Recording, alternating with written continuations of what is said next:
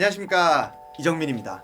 자, 우리 초딩이 이제 6학년 과정을 들어가요. 5-2를 거의 3개월이나 나갔던 이유는 설명드렸듯이 이제 공부에 대한 어떤 잘못된 태도를 잡거나 집중 시간을 늘린다거나 이러한 종류의 굉장히 기본적인 과제들을 해결하고자 함입니다. 이런 기본적인 공부 습관이 보통은 손쉽게 안 잡힙니다. 근데 매우 다행스럽게도 3개월 만에 습관이 잡혔어요. 그러면은 다음 과제를 해결할 예정입니다. 다음 과제는 집중 시간이 늘어났으니까 공부 시간을 늘려야 되겠죠. 그리고 문제량을 굉장히 늘릴 예정입니다. 학생 입장에서는 처음으로 많은 양의 과제를 해결을 하게 될 텐데 공부량이 많아지게 되면은 많은 부작용들이 발생합니다. 애가 대충 풀어버린다든지 수학의 흥미를 잃어버린다든지 부모님이랑 갈등이 생긴다든지 하기 싫은데 억지로 하다 보니까 공부 자체를 싫어하게 된다든지 이런 거. 자, 그런데 이 학생은 부모님이랑 저랑 공조를 잘 해가지고 잘 해결을 하고 있는 중입니다. 선생님이랑 부모님이랑 학생 간의 대화가 굉장히 많아야 잘 해결이 됩니다. 그게 되고 난 다음에는 문제 해결력을 길러야 되겠죠. 초등 때에는 문장제 문제 연습만 잘해도 이게 굉장히 많이 나아집니다. 근데 이게 생각보다 책에서 이렇게 이런 해결책이 친절하게 안 나와 있어가지고 어른들이 어느 정도 개입을 해주면 좋아요. 자, 이번에 시작한 6-1 수업에는 이러한 점을 유의하면서 제가 진행을 할 건데요. 그러면 이제 우리 학생이 어떻게 6-1을 잘 뗐는지 다 같이 가보시기 바랍니다. 가시죠.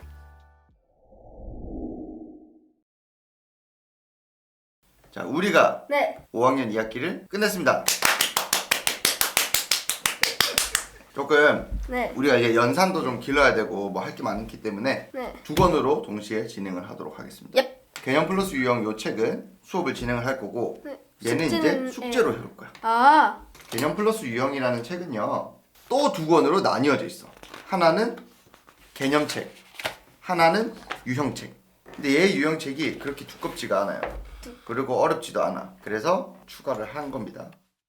5학년 2학기 과정을 나갈 때 많은 시간을 들여서 제대로 잡아놨기 때문에 조금은 업그레이드된 버전으로 가도 된다고 판단했습니다. 같은 개념서를 하더라도 조금 더 어려운 개념서로 하고 같은 문제집을 해도 조금 더 어려운 문제집으로 가는 이런 습관을 들여놔야 학년이 올라갈수록 단단해집니다.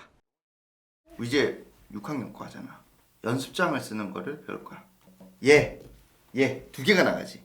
그 뭐가 뭔지 헷갈린다고. 그래서 이제 배울 때는 날짜를 적고 개념 플러스 유형할 때는 개념을 하고 문제 풀고 몇 번입니다 이렇게 하고 그럼 얘를 다 하고 난 다음에 얘를 해줘야 되겠지. 센 적고 몇 번 이런 식으로. 알겠죠? 이제는 문제풀이가 길어질 때 연습장에다 할 거예요. 만들어 놔도 사실 연습장을 안 쓰는 애들도 많습니다. 계산이 복잡한 문제가 그렇게까지 많이 나오지 않기 때문이에요. 하지만 연습장을 항상 챙겨서 오는 습관이라도 들여놓으면 좋습니다.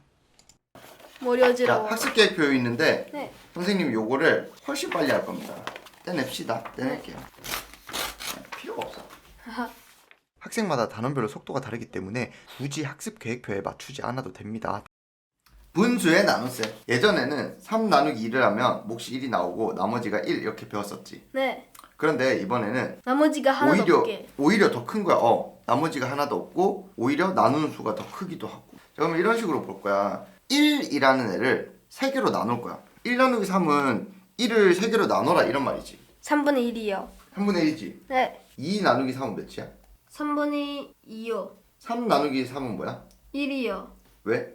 3분의 1이 3개 있으니까 3분의 3이어서 1이지. 1. 자, 그러면 규칙이 있어요. 여기서 나누는 수가 밑으로 가고 나누어지는 수가 위로 가지. 얘가 분자에 오고 얘가 분모에 올 거야. 쉽네? 오케이? 그럼 얘가 어디로 가? 밑으로. 얘가 어디로 가? 위로. 오케이.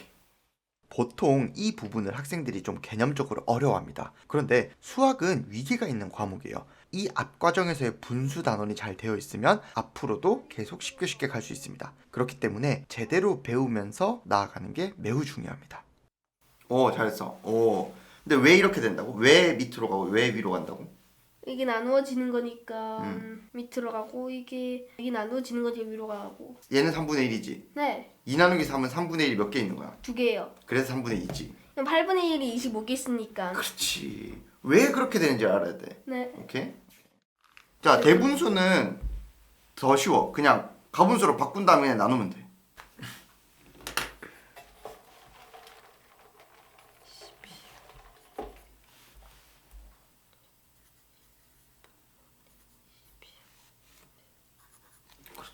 와, 씨 끝났는데 그럼?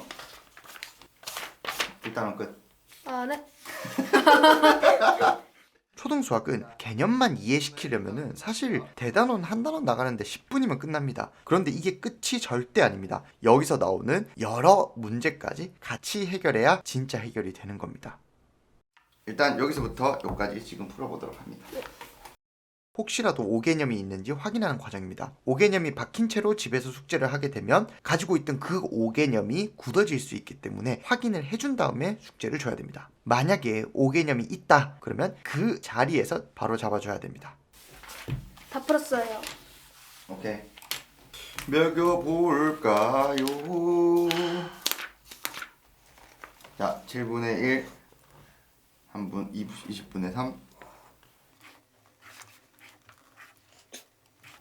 너무 좋은데? 보통 이렇게 다 맞지는 않아요. 만약에 이런 식으로 다 맞았다 그러면은 계획에서 조금 당겨서 하면 되겠죠. 분수 곱셈이 가장 쉽더라고요. 푸는 방법이. 유형책, 이제 책이 바뀌었어. 이렇게 5개념이 없다는 것을 확인을 했으면 유형 문제 풀이를 해줍니다. 무조건 어려운 것만 해주는 게 아니라 중요한 문제들을 같이 풀어주는 겁니다. 이런 거 5학년 때도 했지? 아, 숫자만 달라졌어요. 할 수 있어. 해봐.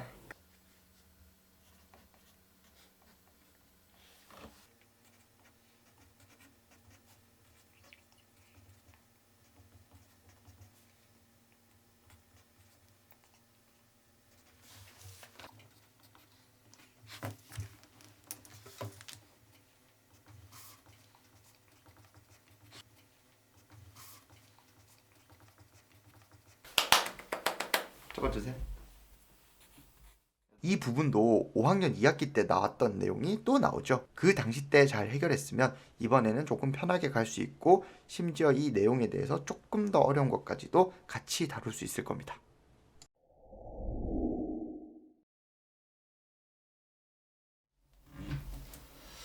자, 수카드 3장을 모두 사용을 할 거야. 모두 사용을 할 거고, 자, 몫이 가장 작은 진분수 나누기 자연수의 나눗셈 식을 만드는데, 진분수가 뭡니까? 한마디로 그 분자가 분모보다 큰 그렇지. 거예요. 나누어지는 게 가장 작고 나누는 게 가장 크면 가장 작게 만들어지죠. 그 반대로 하면 가장 크게 만들어질 거예요. 어디서 배웠냐? 그거요? 여기 읽었냐? 읽기도 하고.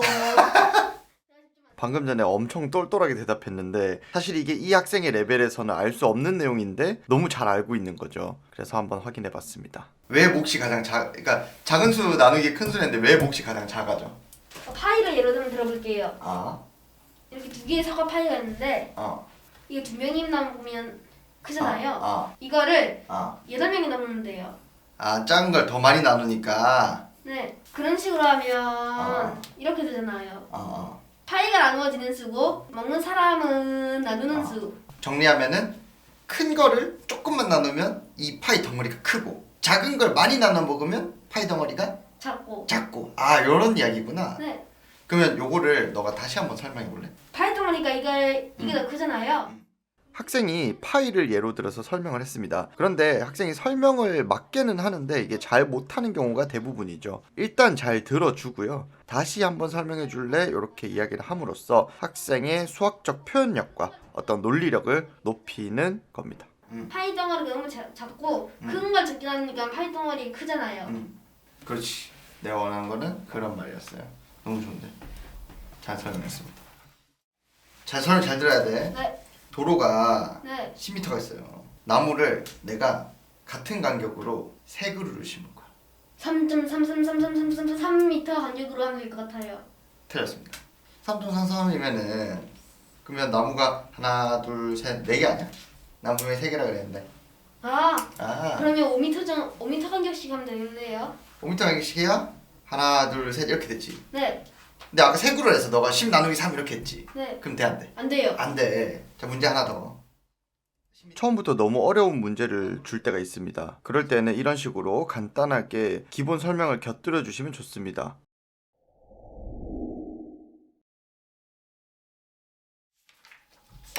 굿! 오늘 모르는 거 고치고 각기둥 각불 나가도록 할 거예요. 이게 지난번에 고친 거죠? 지난번에 고친 거예요. 오케이. 그럼 얘만 하면 되네? 네. 하자. 금방 하자. 거리가 13분이 42km인 특징을 토끼와 거북이가 일정한 빠르게 달렸더니 토끼는 10분이 걸렸고 거북은 12시간이 걸렸습니다. 10분 동안 토끼는 거북보다 몇 킬로미터를 더 많이 간 것입니까? 네, 10분에 13분이 42를 갔으니까 초등학생이 질문한다고 들고 올 때 선생님이 가르쳐주지 않고 그냥 너가 다시 풀어봐 이렇게 이야기할 때가 있습니다. 실제로 선생님 앞에서 학생이 긴장을 해가지고 다시 문제를 봤을 때 풀리는 경우가 많기 때문입니다. 오히려 이렇게 안 하면 학생이 그냥 대충 별표 치고 선생님한테 가져와서 그냥 일방적으로 이제 질문만 하는 그런 안 좋은 습관이 생길 수도 있어요. 그렇기 때문에 이러한 과정은 필수라고 할 수 있습니다. 13분의 42 빼기 26분의 7은 26분의 84 빼기 26분의 7은 26분의 77 26분의 77km 잘했어요. 맞아요? 맞아요. 맞구나. 다음. 이거 보고 한 거야? 안 해. 보고 하면 안 되지. 아, 이거는 어떻게 설명해봐. 이거 보고 있어요. 아 진짜. 이것도 센 같은 문제 유형서 유형 위에 보면 그냥 이렇게 공식이 좀 적혀 있을 때가 있어요. 이 공식은 문제를 실제로 학생이 풀어보면서 찾아낸 다음에 적용을 하는 어떤 수학적인 성질에 해당하는데 이 학생들이 그냥 여기에 있는 공식을 그냥 보고 대입을 해버립니다. 그러면 안 됩니다. 모서리가 14개면은 원래 각불이 어떻게 생겨요? 뭐 이런 식으로 생겼을 거야. 이런 식으로. 네. 모서리가 14개가 있다. 왜 2배가 되는 거야? 아, 문제 알겠다. 응. 밑에 있는 각불이 5개면 그 위에 있는 각불들도 하나 모이는데 그러면 5개잖아요. 그래서 곱하기 2가 될까요? 왜? 각불이 꼭지점까지 다 하나잖아요. 뒤에 14, 2, 3, 4 4개가 있는데 네, 사각형이 있는데 사각형이 꼭지점에서 이 꼭지점과 하나를 만드는데 만나잖아요. 그래서 곱하기가 아니에요. 맞아. 그럼 여기서 조금만 더 다시 한번 표현해 볼까? 맞아, 네 말이 맞아. 이게 지금 밑에 있는 밑면이 사각형이잖아요. 그치. 그러면 한 꼭지점마다 각불이 꼭지점까지 가는데 그래서 곱하기 4. 곱하기 2. 곱하기 2 맞아. 방금 보셨듯이 학생이 아무렇게나 말하는 것 같아도 옆에서 논리를 잡아주기만 한다면 옳게 된 수학적 추론을 통해서 충분히 올바른 결론을 도출할 수 있게 됩니다.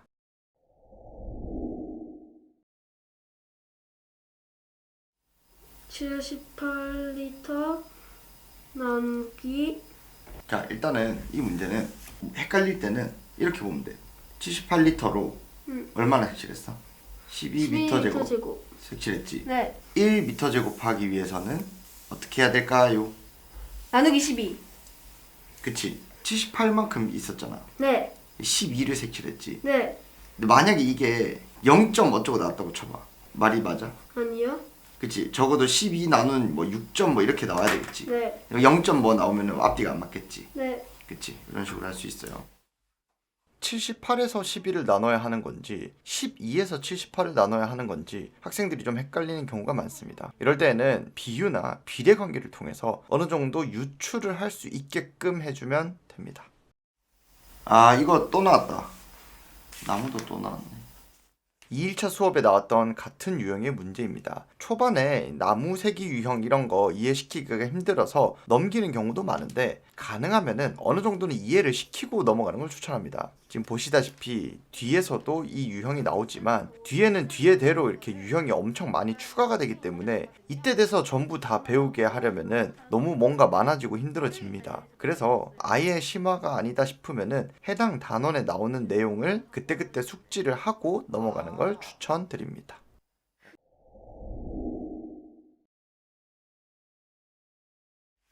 자, 이건 지난번에 했던 거죠? 네. 잘 기억하고 있는지 얘를 한번 풀어보도록 합시다.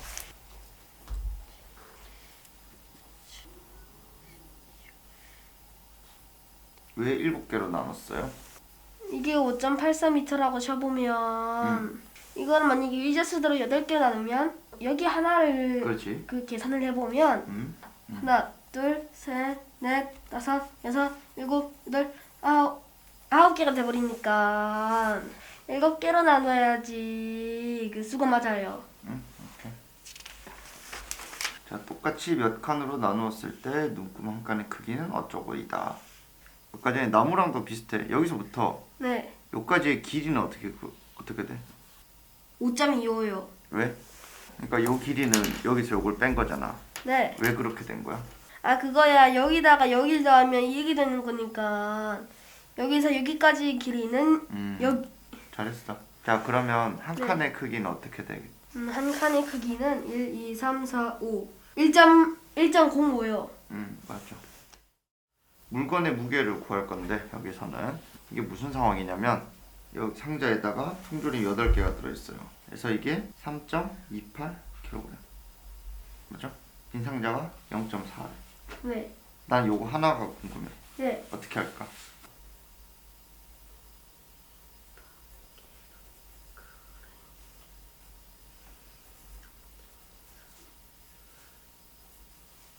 왜 이렇게 세웠어? 이런 식으로 심화 문제의 경우 아이가 문제를 배우고 난 다음에 실제로 이제 잘 풀어낸다고 해도 그것을 잘 설명할 수 있는지를 봐야 됩니다.